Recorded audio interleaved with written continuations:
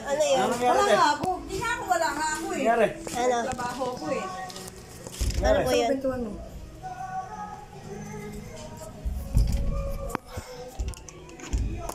Sige lang mga stethoscope. Paano ba kayo? Dito? Ano, hindi. Kasi yung asawa mo na ay ko lasing, hindi.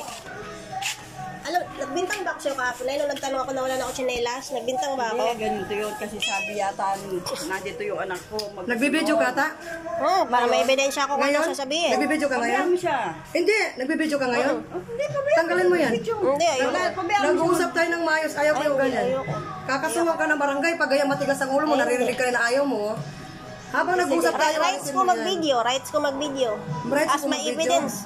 As your evidence? Anong klaseng ebidensya ang nagkaon yan? Barangay ho ako. Hindi po tayo, nandito na po tayo bilang isang kapitbahay. Pero investigador ho ako, nasabi ko, nakikiusap ako, tanggalin mo yan, patayin mo yan. Hindi ko po tatanggalin to. Kung gusto mapapakupadan po talaga kita dito ngayon mismo, kung ganyan ang ano mo. Gawin mo. Walang.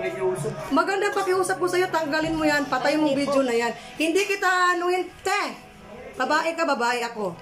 No, hindi kita anuhin. Tutulungan ko kayo kasi magkakapit-bahay tayo rito. Pero yung magmamatigasan ka sa akin dyan, magkakaproblema ka sa akin. Okay lang. Yan ang maririnig dyan. Kasi matigas ang ulo mo. Hindi ka mapapano dito hanggat nandito ako. Barangay ho ako, hindi po ako mananakit na tao. Ginawan nga nila ng kwento na nagbintang ako, hindi ako nagbintang. Yun na nga ho. Ito nga ano ko sa'yo, huwag kang matakot, tanggalin mo yan, mag-uusap tayo ng maayos. Kasi lumalabag ho kayo. Kung gusto nyo ho, kasama dyan ang ID ko, sa video mo na yan. Ganito.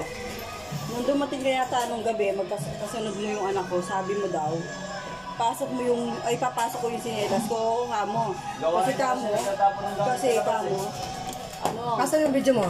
Barangay, kahit hindi